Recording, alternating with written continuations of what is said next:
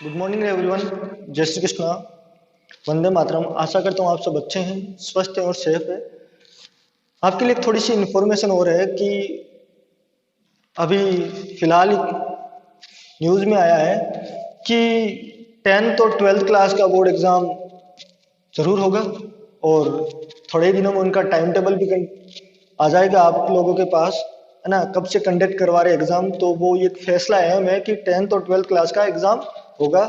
ऐसा नहीं है कि डायरेक्ट प्रमोट कर दिया जाएगा। ऐसा किसी के दिमाग में है तो दिमाग से निकाल दिया ना और वापस पढ़ाई पे स्टार्ट कर दो, वापस अपनी पढ़ाई पे फोकस कर लो।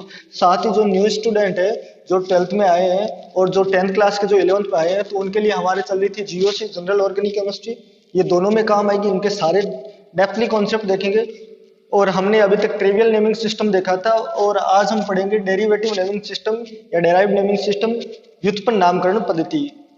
और एक और न्यूज है कि नोखा में 4 कोरोना पॉजिटिव पेशेंट और मिल चुके हैं, तो अपने घर पे रहो। जितने ज्यादा घर पे रहोगे उतने ज्यादा सुरक्षित रहोगे। सबको पता है कि कोरोना घर पे नहीं आता, उसे लेने जाना पड़ता है, तो कम से कम घर पे रहो, सेफ रहोगे।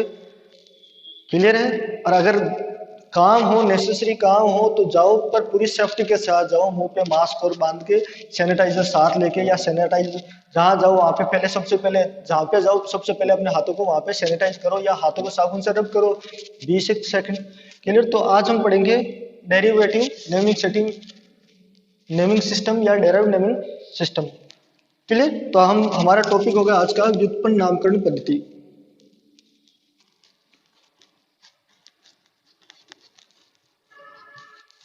नामकरण पद्धति जीओसी में आज हम आ चुके हैं व्युत्पन्न नामकरण पद्धति। आराम से सारे वीडियो को लास्ट तक देखना और जो भी डाउट हो तो पूछ लेना डाउट बॉक्स में, कमेंट बॉक्स में। व्युत्पन्न नामकरण पद्धति, तो नाम से ही पता चला किसी से उत्पन्न हुई है। ऐसी नामकरण पद्धति है जिससे उत्पन्न हुई है, तो यानी किसी से उत्पन्न हुई है ये नामकरण पद्धति। क्लियर। ये किसी से उत्पन्न हुई है। तो लिखते हैं इस पद्धति में कार्बनिक यौगिकों का नामकरण, इस पद्धति में कार्बनिक यौगिकों नामकरण जनक यौगिकों के व्युत्पन्न के रूप में दिया जाता है। जनक यौगिक के व्युत्पन्न के रूप में दिया जाता है, यानी कि किसी एक जनक यौगिक है, उस जनक यौगिक से सारे के सारे उत्पन्न होंगे, ऐसा माना जाता है। फिर हमारी बात आएगी कि जनक यौगिक होगा कौन सा, तो जनक यौगिक होगा जो सजातीय श्रेणी का प्रथम सदस्य। अधिकांश जो जनक यौगिक होगा वो कौन सा होगा, सजातीय श्रेणी का प्रथम सदस्य। अधिकांश, सारे के सारे नहीं बोलेगा, अधिकांश का बोलेंगे। क्लियर है। तो पहला पॉइंट लिखेंगे इसके लिए, क्या लिखेंगे कि इस पद्धति में कार्बनिक यौगिकों का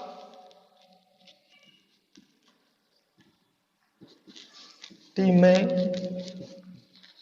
कार्बनिक यौगिकों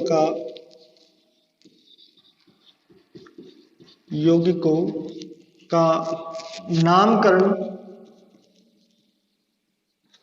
कैसे करेंगे, एक जनक यौगिक के व्युत्पन्न के रूप में करते हैं। नामकरण एक जनक यौगिक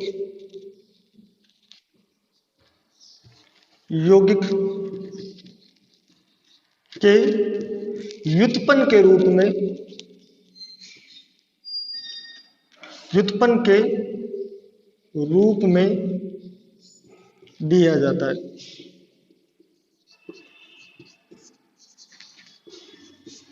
है ना। एक जनक यौगिक के व्युत्पन्न के रूप में दिया जाता है। एक मूवी देखी होगी धमाल। धमाल में मानो कि वो एक अपना नाम का इंट्रोडक्शन करवाता है, तो वो कहता है अय्यर, शॉर्ट नाम लेता। तो मान लो कि वो अय्यर क्या है, एक उसका मेन जनक नाम है। क्या है, जनक नाम। फिर वो कहता है वेणुगोपाल अय्यर, फिर वो कहता है मुत्तु स्वामी वेणुगोपाल अय्यर, फिर वो कहता है चिरम्बदूरे मुत्तु स्वामी वेणुगोपाल अय्यर, फिर वो कहता है अट्टापट्टू चित्तू स्वामी वेणुगोपाल मुत्तु स्वामी अय्यर। तो यानी कि ये एक जनक योगी कौन सा हो गया, अय्यर। तो वो सारे के सारे नाम किससे व्युत्पन्न हुए थे, इस अय्यर से, यानी जनक यौगिक के व्युत्पन्न माने जाते हैं। क्लियर।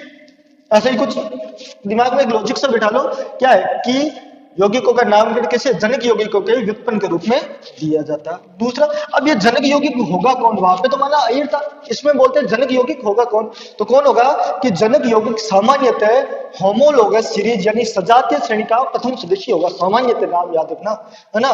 कौन होगा कि जनक यौगिक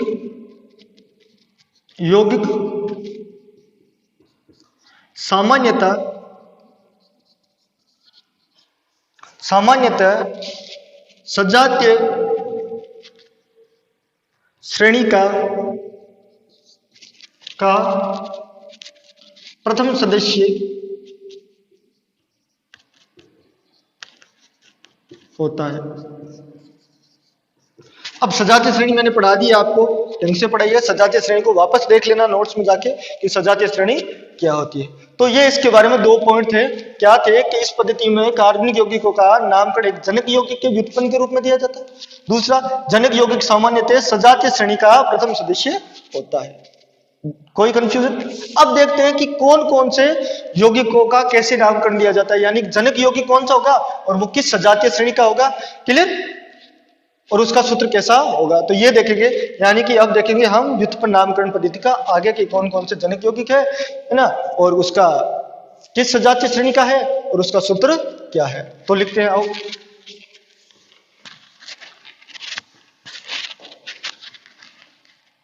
पहले लिखेंगे सजातीय श्रेणी। सजातीय श्रेणी, होमोलोगस सीरीज। फिर लिखेंगे हम कौन सा, प्रतिनिधि सदस्य या जनक सदस्य।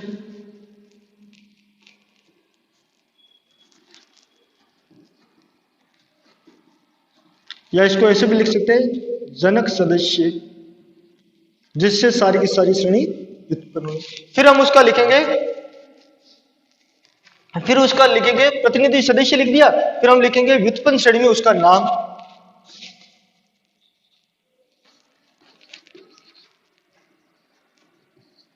व्युत्पन्न श्रेणी में उसे क्या कहेंगे, व्युत्पन्न श्रेणी का नाम। क्लियर? व्युत्पन्न श्रेणी का नाम। अब देखो कौन सा होगा, तो पहले सजातीय श्रेणी की बात करें तो सजातीय श्रेणी मान लो कि पहली होगी एल्केन।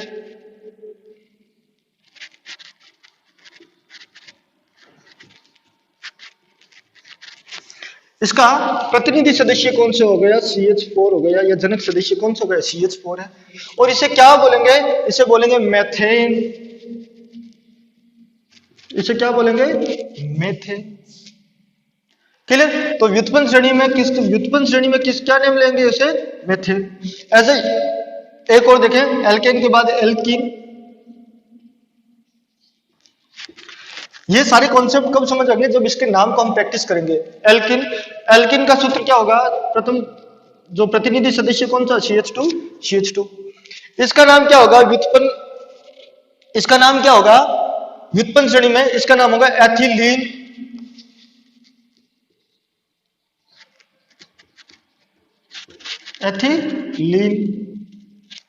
क्या होगा, एथिलीन नाम होगा।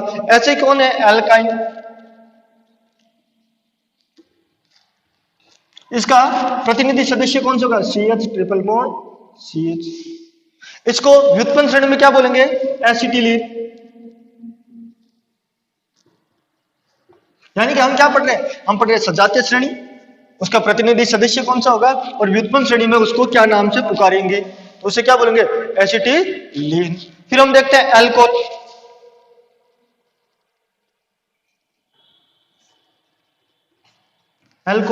इसका प्रतिनिधि सदस्य कौन सा होगा, होमोलोगस सीरीज का पहला सदस्य CH3OH। इसे क्या बोलते हैं, कार्बिनोल। व्युत्पन्न श्रेणी में एल्कोहल को क्या बोलते हैं, कार्बिनोल। एल्काइन को क्या बोलते हैं, एसिटिलीन। एल्किन को क्या बोलते हैं, एथिलीन। एल्केन को क्या बोलते हैं, मेथेन। क्लियर? ऐसे ही आगे देखें, एल्कोहल के बाद एल्डिहाइड।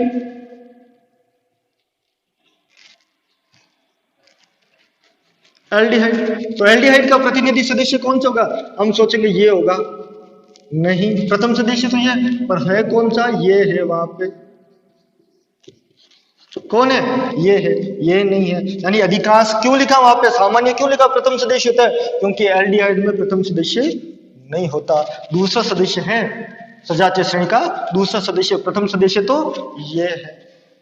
इसका नाम एसिटेल्डिहाइड। व्युत्पन्न श्रेणी में से क्या बोलेंगे, एसिटेल्डिहाइड।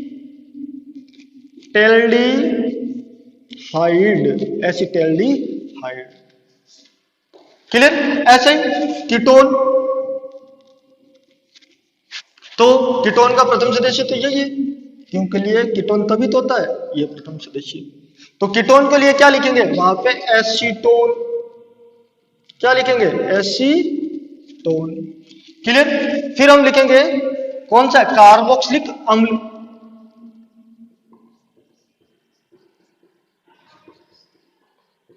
कार्बोक्सिलिक अम्ल। कार्बोक्सिलिक अम्ल का जो प्रतिनिधि सदस्य होगा, जिसका फॉर्मूला क्या होगा? ये। क्लियर? ये इसे क्या बोल देंगे? Acetic acid. क्या बोलेंगे? ये भी दूसरा सदस्य। प्रथम तो कौन सा होता है? प्रथम होता है केवल ये फॉर्मिक एसिड, ये नहीं होगा, दूसरा सदस्य होगा। इसका नाम क्या है? एसिटिक अम्ल, एसिटिक एसिड, एसिटिक अम्ल। फिर कौन सा होगा? फिर होगा एल्केनोइल क्लोराइड। ऑयल हैलाइड की बात करेंगे जो आईयूपीएससी में पढ़ेंगे। फिर होगा एल्केनोइल क्लोराइड। यहां तक मैंने, यहां तक ही पूछे गए अभी तक, फिर भी दो नाम और लिखवा देता हूं। फिर होगा एल्केनोइल chloride.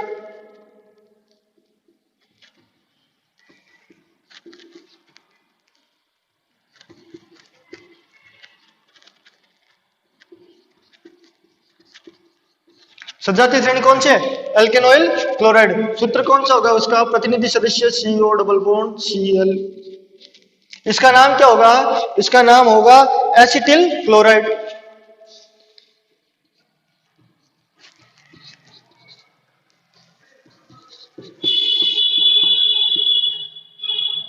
Acetyl chloride, acetyl chloride,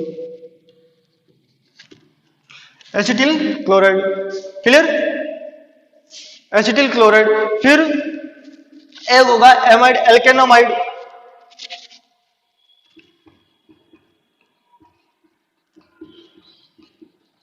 उसका यही होगा प्रतिनिधि सदस्य, एमाइड है। इसका नाम क्या होगा? Acetamide, acetamide. ये नाम आपको याद रखना। पहले किसका देखेंगे? सजातीय श्रेणी। तो सबसे पहले हमने देखी एल्केन की।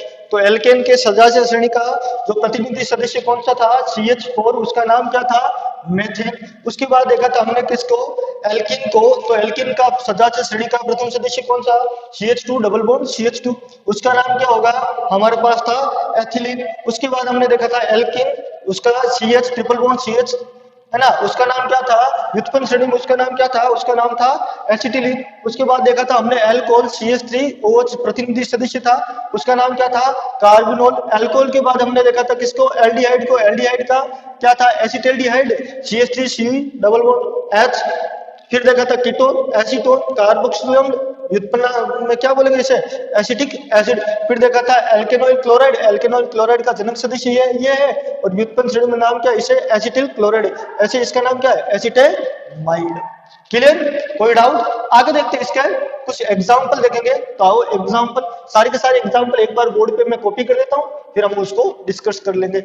क्लियर है? तो आओ ये 11 एग्जांपल एक बार इन 11 को डिस्कस करते हैं और देखते हैं इनका व्युत्पन्न नाम कैसे लिखा जाता है और व्युत्पन्न सदस्य का प्रथम, व्युत्पन्न श्रेणी का प्रथम सदस्य कौन सा है। तो सबसे पहले हमारे दिमाग में जब ये आ जाएगा कि ये व्युत्पन्न श्रेणी का प्रथम सदस्य है या जनक सदस्य है, तो हमें नाम लिखना बड़ा इजी हो जाएगा। तो सबसे पहले देखेंगे व्युत्पन्न श्रेणी का प्रथम सदस्य है कौन सा और कैसे पहचाना हमने। क्लियर? जब श्रेणी का प्रथम सदस्य पहचान लोगे तो आपके डाउट क्लियर हो जाएगा। तो मैं एक एक स्टेप बाय स्टेप आपको ले जा रहा हूं कि इधर देखो, पहला नाम ये है कि CH3CH3। तो इसका नाम कैसे लिखेंगे? तो मुझे पता है कि CH4 क्या है? एल्केन होमोलोगस सीरीज का प्रथम सदस्य, प्रतिनिधि सदस्य, जिसे हम क्या बोलते हैं? मेथेन। ये कौन सा है? जनक सदस्य। अगर मैं बोलूं इस जनक सदस्य से एक हाइड्रोजन निकल गया और वहां पे CH3 समूह जुड़ गया तो कोई दिक्कत नहीं। तो इसलिए मैं बोल दूं कि श्रेणी का जनक सदस्य कौन सा है। तो जनक सदस्य मुझे पता चल गया ये वाला जनक सदस्य, जनक सदस्य।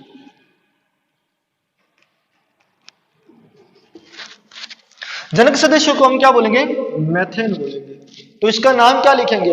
इसका नाम लिखेंगे एक ये तो गया मेथेन, जनक सदस्य भाई साहब। और इस जनक सदस्य के एक हाइड्रोजन पे कौन जुड़ा है? मेथिल समूह जुड़ा है। कौन जुड़ा है? मेथिल समूह जुड़ा है।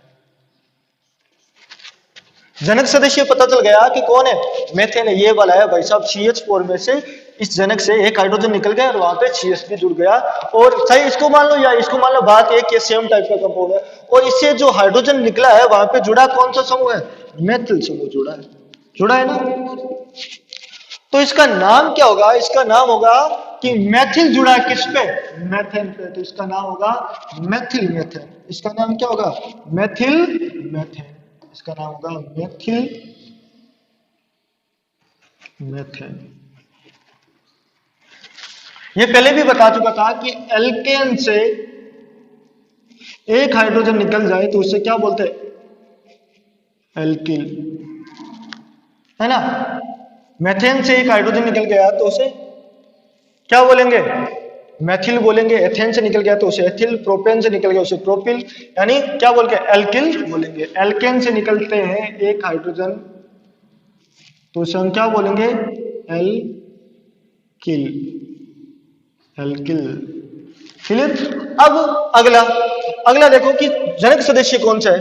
तो मुझे पता है कि जनक सदस्य CH4 है, होमोलोग सारे के सारे क्या है? एल्केन है। और ये CH4 इसमें जनक सदस्य होता है। अगर मैं बोलूं कि ये CH4 में से दो हाइड्रोजन निकल जाए और दोनों जगह क्या जुड़ जाए? CH3 जुड़ जाए तो कुछ ऐसा ही बनेगा। यानी कि इसमें जनक सदस्य कौन सा हो गया? इसमें जनक सदस्य कौन सा हो गया? इसमें जनक सदस्य ये वाला हो गया। ये जनक है, मेन है।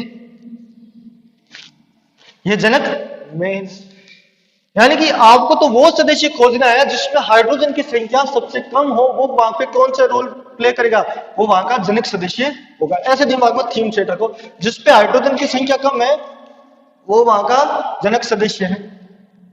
क्लियर? यानी कि जिसपे हाइड्रोजन की संख्या कम है, आपके दिमाग में सेट रखो कि जिसपे हाइड्रोजन की संख्या कम है वो अधिकांश जनक सदस्य होगा। दिमाग में सेट रखो थीम। तो यहाँ पे देखो हाइड्रोजन की संख्या इस पे 3 है, इस पे 2 है, तो ये कौन सा हो गया? जनक सदस्य, पेरेंट मेंबर, है ना? तो ये जनक सदस्य हो गया। और जनक सदस्य पे दोनों कौन से जुड़े? मैथिल समूह इधर जुड़ा है, इधर ही कौन सा जुड़ा है? मैथिल समूह। तो इसे क्या बोलेंगे? दो मैथिल है तो हम लिखेंगे डाई मैथिल मैथिल। इसे लिखेंगे di methyl methane. Clear? Dimethyl methane. इधर देखो इसका जनक सदस्य, तो दिमाग में सेट करो। हाइड्रोजन की संख्या कम देख लो, ज्यादा दिमाग नहीं लगता है तो हाइड्रोजन की संख्या कम देख लो। ये रहा हाइड्रोजन की संख्या कम, तो ये कौन सा होगा? इसका जनक सदस्य हो गया, पेरेंट मेंबर हो गया। पेरेंट मेंबर हो गया, आया दिमाग में? अब जुड़ा कौन है पेरेंट मेंबर से? तो ये जुड़ा है कौन सा समूह है? एथिल समूह। ये मैथिल समूह, ये मैथिल समूह। तो इसका नाम क्या होगा? इसका नाम होगा कि एथिल, ई पहला आएगा,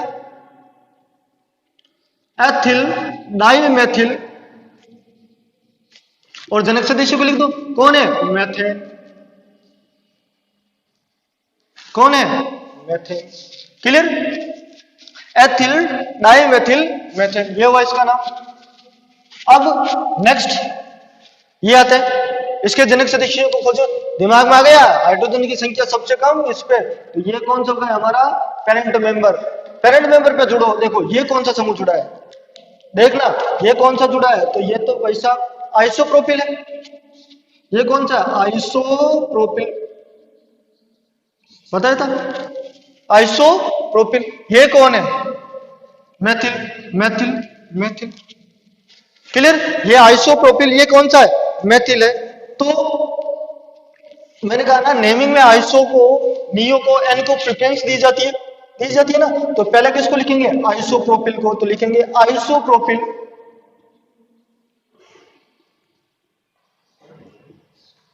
ट्राइमेथिल मेथेन। क्लियर? बड़ा सिंपल सा नाम है, व्युत्पन्न नामकरण पद्धति तो सबसे सिंपल है। फिर आते हैं इस पे, तो हमें पता चला कि इसमें जनक सदस्य तो ये है भाई साहब। इस बार कौन है? ये वाला जनक सदस्य है, एल्किन वाला जनक सदस्य। और इसे क्या बोलते हैं? इसका नाम क्या है? इसका नाम है एथिलीन। एथिलीन ही लिखा है ना? इसका नाम क्या है? एथिलीन। एथिलीन। और इस पे जुड़ा कौन सा है, इस पे जुड़ा कौन सा सदस्य है, मैथिल समूह। तो इसका नाम क्या होगा, मैथिल एथिलीन। क्या नाम होगा इसका, Maithil ethylene, Maithil ethylene, Maithil ethylene.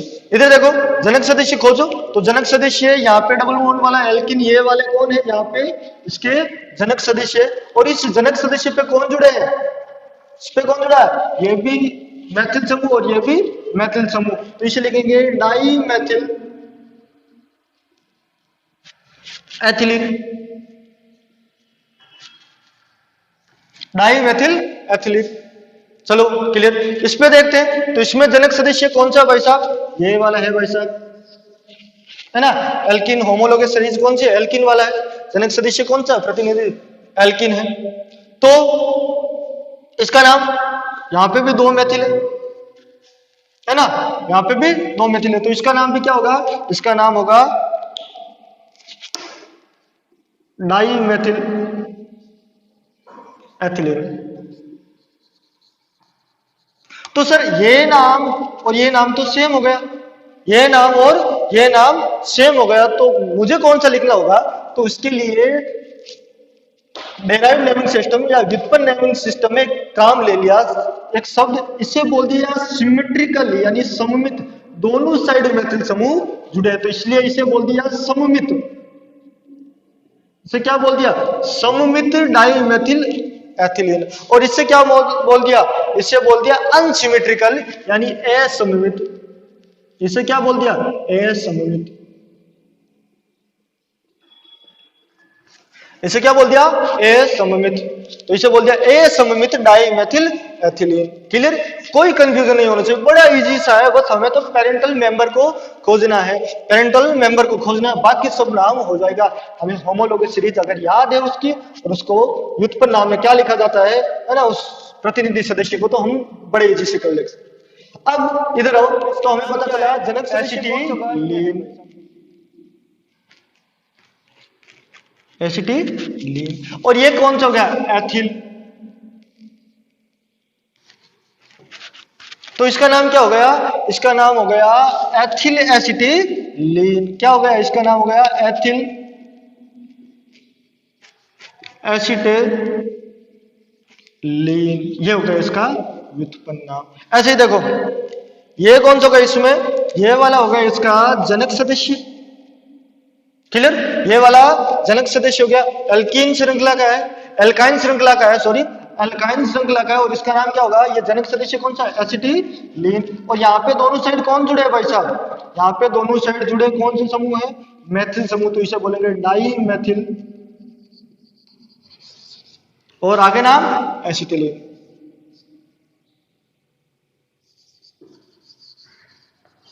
Acetylene, clear. आगे ये नाम देखो इंपॉर्टेंट है। अब देखो ये एल्काइंस, ये एल्कीन श्रृंखला का है होमोलोगस सीरीज का, और ये एल्काइन का, ये कौन सा एथिलीन, ये कौन सा है एसिटिलीन। तो इसमें नाम किसको देंगे, इसके नाम, इसमें किसको नाम देंगे, तो प्रेफरेंस इसमें किसको दिया गया है कि ऊपर से नीचे आ रहे हैं ना, उस श्रृंखला में ऊपर से नीचे आ रहे हैं, तो सबसे ज्यादा प्रेफरेंस नीचे वाले सदस्य को दिया गया है, एल्केन से ज्यादा एल्कीन को, है ना, एल्कीन से ज्यादा एल्काइन को, उसके बाद कार्बिनोल को, उसके बाद एल्डिहाइड को, उसके बाद कीटोन को, है ना, उसके बाद कार्बोक्सिलिक एसिड को, और उसके बाद तो यानी कि ये एक प्रेफरेंस ऑर्डर था किसका, उनकी वरीयता का, उनकी वरीयता का एक क्रम था। तो यहाँ पे किसको ज्यादा वरीयता देंगे, इसको ज्यादा वरीयता देंगे, इसको वरीयता कम देंगे। क्लियर, तो ये हो गया, इसका कौन सा हो गया, ये हो गया जनक सदस्य, ये कौन सा हो गया, जनक सदस्य एसिटिलीन। और ये कौन सा होगा, इसका नाम क्या लिखेंगे, तो हमने लिखाया था वाइनिल शब्द लिखाया था ना, एक लिखाया था शब्द वाइनिल, है ना, तो ये हो गया विनाइल। ये कौन सा होगा, विनाइल। तो इसका नाम क्या होगा, इसका नाम होगा vinyl acetylene, vinyl chloride. Exam पे लिखाया था ट्रम्स वाले, इससे पहले वाले लेक्चर में हमने कुछ टर्म्स देखे थे, तो वो टर्म्स यहां काम आई, तो इसका नाम क्या है, विनाइल और ये क्या है एसिटिलीन, तो ये है इसका नाम विनाइल एसिटिलीन। क्लियर। आओ आगे और थोड़ा देखते हैं नेमिंग। तो आओ नेक्स्ट देखते हैं, है ना, 11 तक तो डिस्कस कर लिया, 12 नंबर एग्जांपल देखते हैं। इसका नाम क्या होगा? तो सबसे पहले दिमाग में यही आना चाहिए कि प्रतिनिधि सदस्य कौन सा है या जनक सदस्य कौन सा है। तो जनक सदस्य हमें पता है कि यह अल्कोहल सजातीय श्रेणी है और इसमें जनक सदस्य कुछ ये है, दिखाई दे रहा है। और इस जनक सदस्य को हम व्युत्पन्न नामकरण पद्धति में नाम देते हैं कार्बिनोल। लिखा है क्या देते हैं नाम? कार्बिनोल। इस कार्बिनोल के साथ जुड़ा कौन है? तो जुड़े देखेंगे तो ये मैथिल समूह जुड़ा है, इधर भी मैथिल समूह जुड़ा है और दो मैथिल समूह जुड़ा है, तो डाई बोलेंगे। तो इसका नाम हम क्या लिखेंगे? इसका नाम लिखेंगे हम dimethyl carbinol, dimethyl carbinol, right. आओ नेक्स्ट इसमें देखेंगे कि इसमें प्रतिनिधि सदस्य कौन सा है और व्युत्पन्न श्रेणी में इसका नाम क्या होगा? तो यही है कार्बिनोल है। कौन है? कार्बिनोल है। और कार्बिनोल के साथ जुड़ा कौन है? तो भाई साहब जुड़ने वाला कौन है? जुड़ने वाला कौन सा है? आइसोप्रोपिल जुड़ा है। कौन जुड़ा है? आइसोप्रोपिल जुड़ा है। तो इसका नाम क्या हो जाएगा? इसका नाम हो जाएगा आइसोप्रोपिल कार्बिनोल।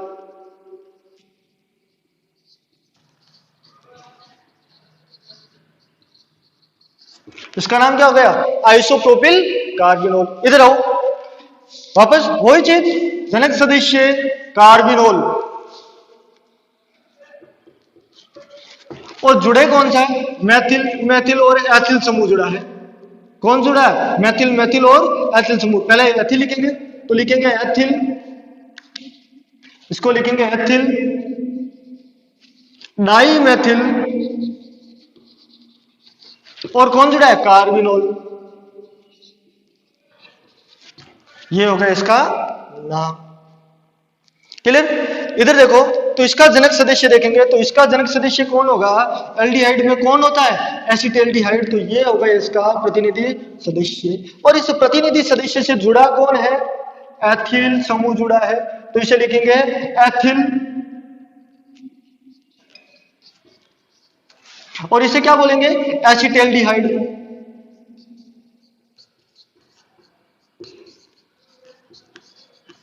एसिटाल्डिहाइड, इसे क्या बोलेंगे? एसिटाल्डिहाइड। क्लियर।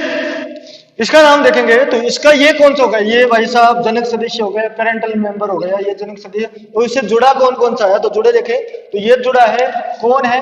मैथिल समूह। कौन जुड़ा है? आइसोप्रोपिल समूह। और जनक सदस्य कौन सा हो गया? ये कौन सा हो गया? एसिटाल्डिहाइड। एसिटाल्डिहाइड। तो इसका नाम क्या हो जाएगा? इसका नाम हो जाएगा आइसोप्रोपिल मैथिल। इसका नाम हो जाएगा isopropyl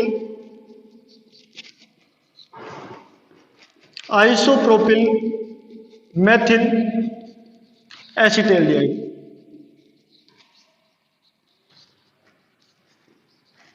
isopropyl Maithil acetaldehyde. Clear. आओ नेक्स्ट में, नेक्स्ट देखेंगे तो ये वाला हो गया जनक सदस्य और इसका नाम क्या है? एसिटिक एसिड, एसिटिक अम्ल। और जुड़ा कौन सा है? तो भाई साहब ये कौन जुड़ा है? ये मैथिल समूह जुड़ा है।